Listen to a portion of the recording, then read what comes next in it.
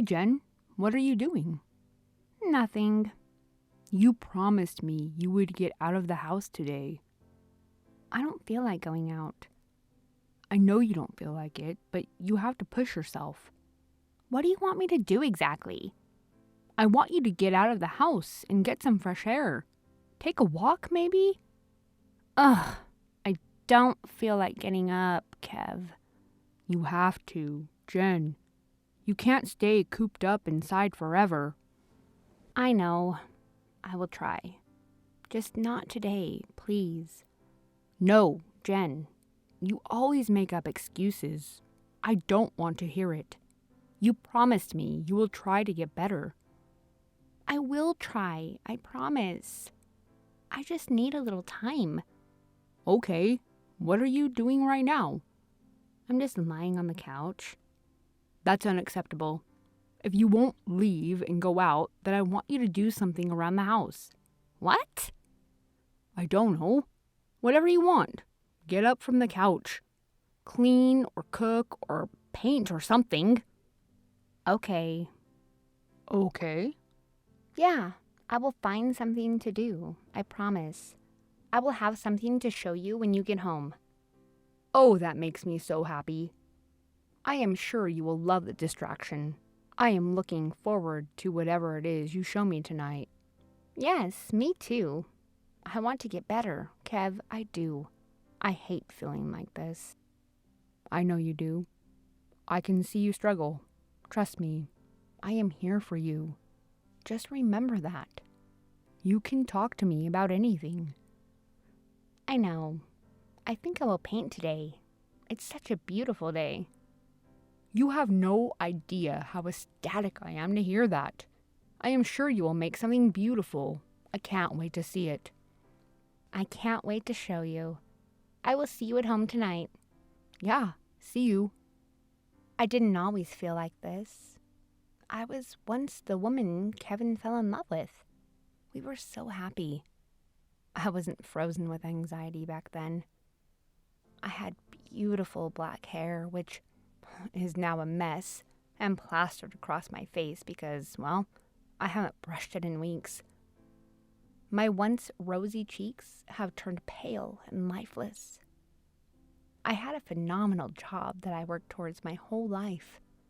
I had been with that company for 5 years until I was laid off without any warning. After working so hard, getting into debt for college, part-time jobs with school, taking unpaid internships, and staying up late every day to accomplish a life that I loved. All my hard work accounted for nothing in the end. It took me a painstaking amount of time to earn my college degrees to end up as an unhappy housewife, jobless and depressed. When Kevin came back home from work, I practically had tears in my eyes. I knew what I had promised him, and I knew it would break his heart to see that I didn't make any effort to fulfill that promise. I didn't have anything to show him for what I did the entire day because I hadn't done anything worthwhile. He has been a dream through this tough time. I keep disappointing him. He knew immediately when he saw me sitting silently on the couch that I hadn't painted like I said I would. He had this look of pity on his face that I hate. He has been supporting me and letting me take my time to find my purpose. All I found was depression. I have become so far from the woman he fell in love with. And if I didn't get my act together, I fear he would leave me. I need to try for real. If not for myself, then for the man I love. He didn't talk to me much that night, and when I woke up the next day, he was already gone for work. Did you leave already? Yeah, I had some extra work I needed to get done. Did you have breakfast at least? Yeah, I got a sandwich on my way here. I am so sorry about last night, Kev. It is okay, Jen. No, it's not okay. I swear, I wanted to get up and be productive. I don't know what happened. You will just have to try harder. Please don't give up on me, Kev. Of course I won't. Why would you say that? I am just afraid that you're going to leave me because I have changed so much. You have nothing to fear about. I know it's been hard for you, but you just need a routine. If you stick to a routine, then I am sure you will feel better. Yes, a routine. I want that. I want to get better. For you and for myself. That's good. Okay, what is a thing you could do every day, preferably outside? I could go to the gym. I haven't been exercising lately, and I just feel horrible. Maybe the gym could do some good for me. That's perfect. And that is something you could do every day. You will have to leave the house for a couple of hours daily, which will do you well, I am sure. Yeah, I feel like it would make me happy. Improving my physical health might help improving my mental health. Of course it will, Jen. I am so happy you're taking initiative yourself. I need to do this. Okay, I'm going to head out soon. See you tonight? Yeah, we will talk about your day then. See you tonight. I had promised my husband that I'm going to the gym, and I meant it with everything in my heart. I needed to do this for myself, but I had this fear inside me that if I don't go through with this, then Kevin will for sure leave me. I don't want to be alone after everything else I have already been through. I have already failed in my career. I couldn't fail my marriage, too. Without Kevin, I would be lost and alone with my depression keeping me company, and I would not be able to handle that. I gave myself a pep talk and grabbed my gym bag from the room. I got into my car and drove to a gym far from my home. I wanted to drive a little longer so I won't be in my comfort zone. When I reached the gym, I saw a fluorescent light coming from behind it. I walked a little to the left to see what it was. Curiosity got the better of me, and I found myself standing in front of an office building. There was a beautiful balcony in front of it. It had a breathtaking view of the ocean. I saw a woman was sitting there reading. Oh, it would be so peaceful to sit there and read, I thought to myself. Just when I was about to turn around and leave, the woman said, "You're welcome to sit if you want. I work in that office." Thank you. Maybe some other day," is all I could say before she got up and went inside the building. I went to the gym and worked out for real. I did it, Kev! You did? Yeah, it was so cathartic. I worked out for a whole hour. I drove around, too. That's great, honey. I'm so proud of you. Thank you. And I spoke to a woman, too. At the gym? Not exactly. I mean, she was near the gym. She works at the office behind the gym. I might take my book tomorrow. There was a beautiful view of the ocean. That's amazing. A friend could do you some good. Yeah, I think so too. I'm going to talk to her tomorrow if I see her. Yeah, you should do that. She would be lucky to have you as a friend. Aw, Kev. I feel so good today. I am going to cook dinner for you. Oh, I love seeing you like this. So full of life. Like old times. I know. I love feeling this way too. I will see you at dinner then. I love you. Love you too. I was happy for the first time in a long time. I had something productive with my day. I hadn't disappointed my husband. He was smiling again like old times. We had dinner and went to sleep. The next day, he said goodbye to me before he left, and then I got ready to go to the gym. I grabbed my book so I could read after the gym. After I drove to the gym, I was so excited about reading in front of the ocean that I decided to skip gym and just read instead. I reached that beautiful balcony in mere minutes, and the woman from yesterday was sitting there. I made my way there and sat next to her on the beach. She smiled at me. "So you decided to join me," she said before putting her hand out for me to shake. "I am Marcia," she said while I shook her hand. Jenny, I said awkwardly. She nodded and went back to her book. Silence fell as we both concentrated on our books for a while. She stood up after a while and gave me her number. "Text me for our reading date tomorrow, Jenny," she said before disappearing inside the office. Aww. What? Is that a happy or scared? Definitely happy. Aw, Jen, what happened? I made a friend. You did? That's awesome. I know, I might sound stupid to be this excited about a friend, but it's a huge deal for me. I thought I had hit a dead end on life. Oh, Jen, I completely understand. You don't sound stupid at all. I know what a massive deal this is for you. I am so happy. Tell me about your friend. Her name is Marcia. She works in the office near my gym. She likes to read too. We just had a little chat today, and I think I'm going to like her. She even gave me her number. Aw, babe, that's awesome. You really went out of your comfort zone talking to a stranger like that. I know. I can't believe it either. I would have never talked to anyone like this. But I think getting out of the house really did me some good. I'm happy that you're happy. I can't believe I have something to look forward to after so much time. Okay, tell me all about it when I get home. I really need to get back to work now. Sorry. It's completely fine. I love you. I will see you at home. I was actually happy. I haven't felt like this in a long time. A friend would be good for me. It will take my mind off things. Hi, Marcia. This is Jenny from this morning.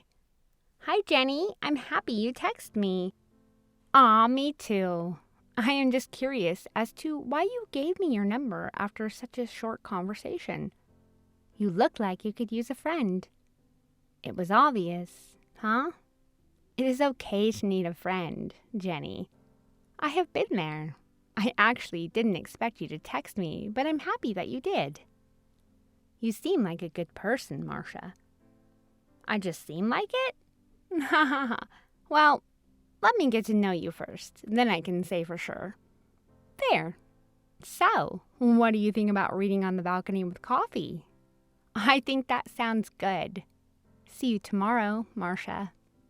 See you, Jenny. I went to sleep happy after a long time that night. Kevin was so proud of me for taking the step and putting myself out there. I felt like my mental health was improving and my marriage is not going to meet its end like I had thought. The next day I woke up to a text and saw that Kevin was already gone. Hi, left for work. Didn't want to wake you. You looked so peacefully sleeping. There's breakfast in the microwave. Have a wonderful day. I ate my breakfast smiling and left for the gym afterwards. I skipped the gym again and went to the balcony instead. Marcia was already there, and we talked for a while and then read our books. She later introduced me to her husband, who works in the same office as her. They were both really nice. Time went by so quickly when I was talking to Marcia that I didn't even realize that I was late for dinner. I had spent an entire day outside my home.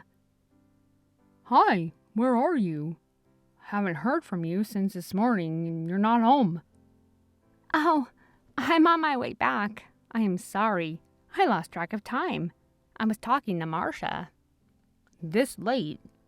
Didn't she go home from office? No, she was talking to me.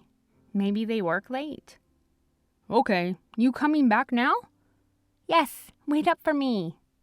6 months later. I was happy that Jenny was finally getting out and living her life like she was supposed to. For the past 6 months, Jenny seemed really happy. I wasn't very worried about her now like I used to be. She was doing well after a really long time, and I was proud of her. She had also made a friend who I have yet to meet. She hasn't been coming home on time since she started this friendship with Marcia, and I am afraid she might be pushing her too much. I asked her to bring Marcia home so we could have dinner together and I could also meet her, but she always refuses. I understand that she wants to keep her friendship away from this part of her life, but I think as her husband, I have the right to meet the people in my wife's life. She is yet again late for dinner as I pull up her contact to text her today. Jenny, you're late again. I am sorry, I'm on my way. Seriously, Jen, just bring Marcia home sometime for dinner. No, I am sorry I'm late, but she's not coming for dinner. Okay, Jen, tell me the truth. Are you having an affair? What?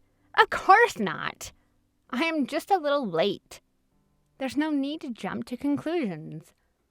Okay, but put yourself in my shoes. What am I supposed to think?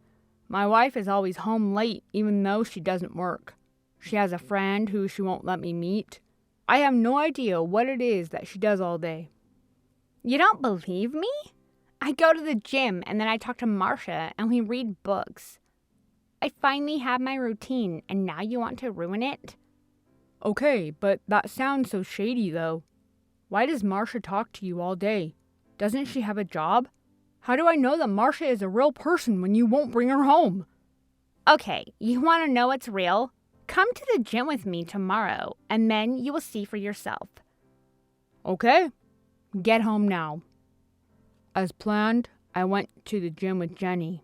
She skipped the gym entirely and went to the back. She told me she skips gym sometimes to just read.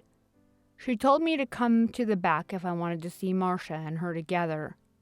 I did what she asked, and I was horrified to see what was in front of me. It took a solid 30 minutes to understand what was happening. I ran towards the front of the building and entered the gym. I asked around the gym about Jenny, but they told me they don't have a member named Jenny. When I showed them a picture of Jenny, they said they don't recognize her. I was in tears at this point. I knew I had lost my wife. Jenny? Hey, did you leave? I will try to come home early today, I promise. Jenny, there was no one sitting next to you on the beach. Oh, God, please don't tell me I brought you all the way here and you couldn't even see Marcia. There was no Marcia, Jen. You were talking to yourself. The office building is empty and abandoned. There is no one there. What rubbish. Marcia's husband is inside the building. There is no one in that building. You haven't been to the gym once in your life. I asked the gym receptionist. She told me the office behind me was abandoned after the CEO poisoned 15 staff members. Total, 16 people died in that building. The receptionist was a woman named Marcia. Are you kidding? That's not funny, Keb.